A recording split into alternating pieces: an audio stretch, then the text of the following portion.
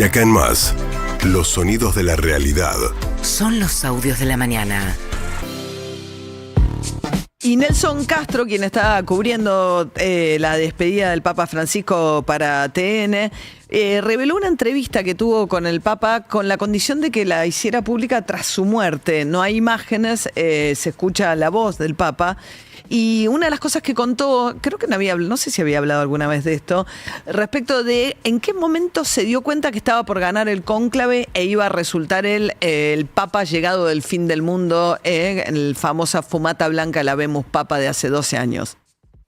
Yo me di cuenta, yo salí elegido en la 2:00 de la tarde y me di cuenta que algo pasaba después de las 2 primeras de la mañana en el almuerzo, porque algunos venían a hablar conmigo, me preguntaban cosas, ¿qué pasa? Pero dormí la siesta a lo mejor, lo más bien. Mucha paz. Y yo iba rezando el rosario, rezaba el rosario tranquilo, una paz. Me ayudó, terminada la 3ª votación de la tarde, donde ya era evidente que podía pasar. Ahí estaba, dice que tenía paz cuando ya sabía que lo iban a elegir. Y después le preguntaron qué es lo que lo aflige fundamentalmente, le preguntaba Nelson. ¿Qué lo aflige? El dolor ajeno, ¿no? Pensemos en los chicos, ¿no? Los chicos que están muriendo de hambre. Chicos que están muriendo de hambre. Y en países que podrían solucionar el problema. Chicos soldados. A mí el problema de los niños me toca mucho y el problema de los ancianos también. Los ancianos abandonados, ¿no? Bueno, el padre ¿no? de la periferia, por un lado, geográficamente hablando, fue ¿no? el Papa del Sur, que le prestó mucha atención a Asia, le prestó mucha atención a África. Fue también no solamente la idea de los pobres y los marginados, sino también la periferia geográfica estuvo en el centro de la misión del Papa. A pesar de que estuvo enfrentando algunas de las políticas, algunas de las principales figuras de la centroderecha, va a estar Donald Trump. El único gobierno que lo saludó y dio marcha atrás fue el de Israel. Publicó un comunicado de condolencias y después borró ese comunicado el gobierno de Israel, que había tenido algunas diferencias porque bueno, el Papa se refería a la posibilidad de que lo que hubiese ocurrido en Palestina después del ataque del 7 de octubre de Hamás a Israel fuese un genocidio, y había recibido también a familiares de las víctimas de Gaza, así como también a los familiares de los secuestrados del 7 de octubre.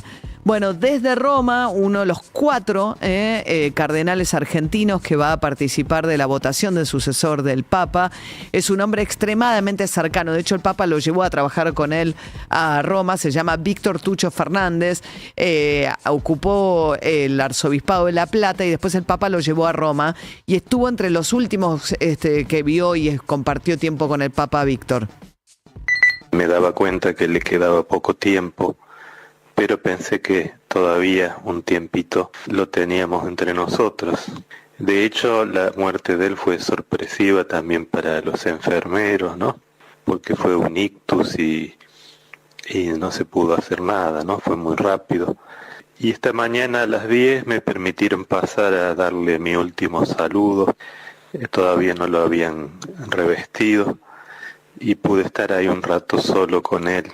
Y se me mezclaban dos cosas en el corazón. Por un lado, un gran respeto porque estaba allí delante del que fue sucesor de San Pedro, ¿no? Y por otro lado era el Jorge Bergoglio que siempre me dio tanto aliento en los momentos duros, nunca me dejó bajar los brazos.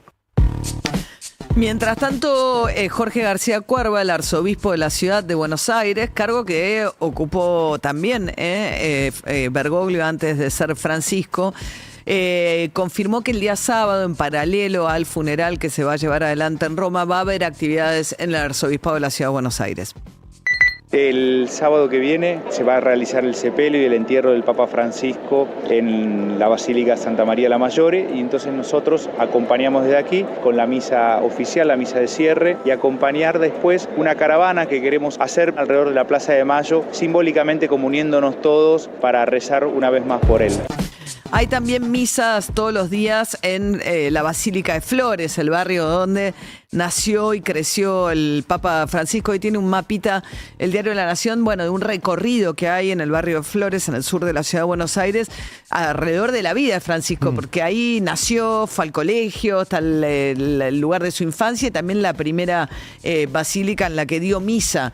Bueno, allí había acudido Victoria Villarruel, la vicepresidenta, y hubo un momento en el cual la chiflaron. El párroco de la iglesia de San José de Flores, Martín Bordió, dijo que esto no era el espíritu de Francisco. Es el audio 11. Siempre causa tristeza ver, es una pequeña facción, pero ruidosa y no le hace bien al país. Veníamos a rezar por el Papa y no fue muy feliz lo que tuvimos que ver a la salida de la vicepresidenta. Ningún ámbito es adecuado para eso, pero menos este. Bueno, mientras tanto, la Cámara de Diputados prestó un homenaje a Francisco y discutieron además qué va a pasar con la comitiva argentina que encabeza Milei. Milei parte mañana en un vuelo privado de la presidencia y en principio no lleva diputados, no, solo integrantes de su propio gabinete. Sí. Dania Tabela, la diputada nacional de Democracia para Siempre, del origen radical, decía que los diputados andaban mendigando un lugar en el avión.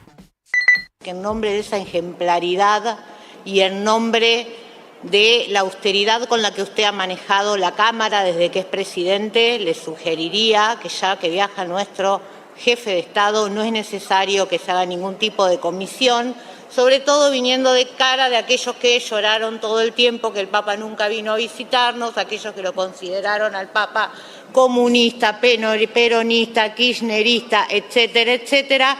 Me parece que en nombre justamente de ser ejemplares y menos hipócritas nos ahorremos andar garroneando un viajecito a Roma absolutamente innecesario.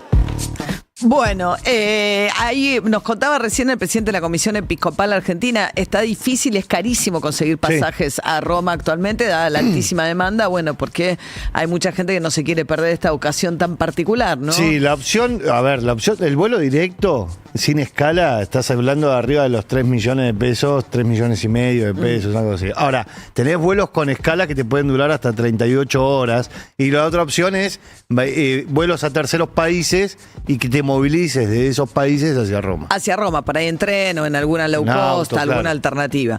Mientras tanto, Milei ayer, con ochantas, madriles, ensobrados, etcétera, que su forma de celebrar las buenas noticias en materia económica tiene que ver con enojarse con sus críticos. Ayer hubo un par de noticias buenas en materia económica. Por un lado, un respaldo inequívoco del gobierno de los Estados Unidos cuando trascendió a través de la agencia Bloomberg que el gobierno de Estados Unidos, según su secretario del Tesoro, estaría dispuesto a darle una línea de crédito especial a la Argentina en caso de que tuviese un shock externo, siempre que mantenga las condiciones actuales, ¿no? Esta es una línea que existe de las décadas del 30 del siglo pasado y que en ciertas circunstancias Estados Unidos concedió para estabilizar a ciertos países, una docena de ocasiones. De esto especulaba Alejandro Banoli, el expresidente del Banco Central. México en el año 94, que tuvo el efecto tequila, también se saltaron todas las normas y Estados Unidos usó todos los fondos para prestarle a México, con lo cual no me sorprendería que si Estados Unidos siente en riesgo que sus intereses estratégicos están en juego y la Argentina le garantiza, como pasa, digamos, en el gobierno de Milei, que le hace todas las condiciones que Estados Unidos quiere, que abra la billetera y dé algún crédito para sostener un programa que a todas luces, si no es por este respaldo, no se sostiene. Bueno, Scott Bessent, el secretario del Tesoro, le dijo, según reconstruyó la agencia Bloomberg, ante una pregunta, que estaban dispuestos a utilizar esta línea de crédito que se llama el Fondo de Estabilización Cambiaria. Eso hizo que ayer, además en un contexto, un mejor clima mundial, porque Trump dio marcha atrás con sus críticas al titular del Banco Central de los Estados Unidos, se llama la Reserva Federal, hizo que los bonos argentinos pegaran una subida significativa, también las acciones, bajó el riesgo país, el dólar está muy estable a pesar de la salida del cepo cambiario para individuos, que está en 1.250 pesos, y el gobierno celebraba también el hecho de que algunas empresas que habían pasado lista de precios con aumentos los hayan retrotraído traído. De todas maneras, hay aumentos en supermercados, lo que pasa es que la magnitud inicial era cercana al 10%. Sí, los entre el 10 y el 12%. Federico Furiasi, director del Banco Central, decía que no hay razones para que haya un salto inflacionario en este contexto. Hoy en Argentina no hay razón macroeconómica para que haya inflación. Hay superávit fiscal, no se emite más, de hecho cada vez hay menos cantidad de dinero porque el superávit fiscal lo absorbe, la demanda de dinero se está recuperando porque baja la tasa y baja la inflación y tenés un banco central recapitalizado y un esquema cambiario donde el dólar flota libremente entre 1.000 y 1.400. No hay razones macroeconómicas. Saliste del cepo, no hay emisión monetaria, el nivel de precios lo determina la emisión monetaria. La cantidad de dinero está fija. Se generó una expectativa de que iba a haber una salida del cepo a 1.400 y que podías tener una devaluación. Y bueno, entonces algunos remarcaron, por eso tuvimos una inflación más alta en marzo y probablemente tenés algún impacto en abril. Bien, la cuestión es que el Fondo Monetario, con relación a las proyecciones para la Argentina, prevé que este año la Argentina crezca un 5,5% después de varios meses consecutivos de suba de la actividad, incluso contra enero y febrero del año pasado y varios meses consecutivos mostrando actividad económica en zona positiva. El fondo dice que la Argentina va a crecer este año fuerte, el 5,5% es la proyección del fondo, con una inflación de 38% para el año. Sí, marcando un crecimiento mayor de su número anterior, que fue previo al acuerdo, con lo cual entiende que el acuerdo va a ayudarlo a la Argentina a crecer. El acuerdo con el fondo, claro, con el último préstamo. Está justamente, ahora Luis Caputo, el ministro de Economía, en Washington, va a tener reuniones con el Fondo Monetario Internacional. Mientras tanto, esto hizo todo el tema del Papa Francisco, hizo que pusieran en pausa la campaña en la Ciudad de Buenos Aires. Se vota el 18 de mayo, legisladores locales. Milei iba a ir a participar junto a Manuel Adorni, que es su candidato en la ciudad, a la misa del Gordodán. Todo eso quedó postergado para el lunes que viene. Pero Horacio Rodríguez Larreta, el ex jefe de gobierno, que es candidato a legislador, no cesa en la campaña y ahí contó que él tiene una amistad personal muy importante con Caputo, el ministro de Economía. Sí, soy amigo personal. ¿Amigo personal? Sí.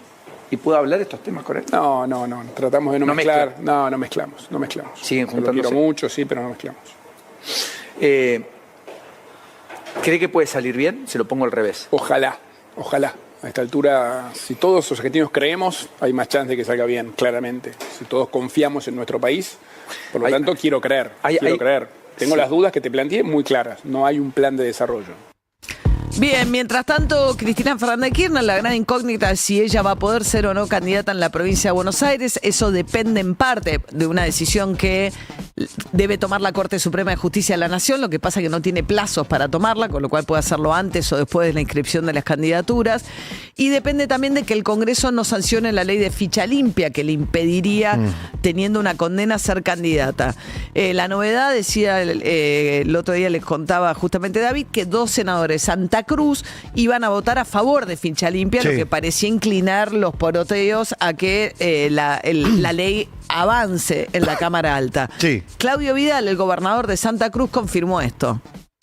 Nuestros senadores, desde el primer día, están de acuerdo en aprobar y en poder avanzar en esta ley que nos permite tener un sistema político más transparente, que nos permite poder salir de un esquema que ha generado fracasos rotundos a través de todos los hechos de corrupción que se han dado en mi provincia y a nivel nacional. Así que todo lo que sea en beneficio de la sociedad para transparentar la política, el sistema en el que nos toca vivir, nuestros senadores siempre van a estar predispuestos a acompañar cualquier tipo de proyecto.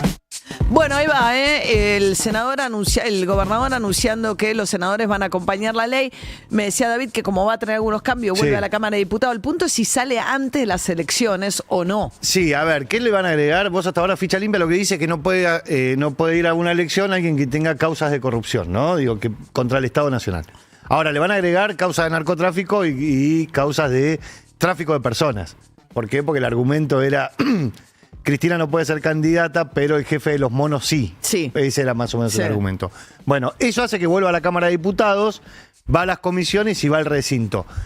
Todo hace suponer, el oficialismo dice que tiene 140 votos en la Cámara de Diputados para que aprobar sale esto. antes de las elecciones. La inscripción de los candidatos sería en agosto para la elección de los legisladores de la provincia de Buenos Aires, que es en septiembre.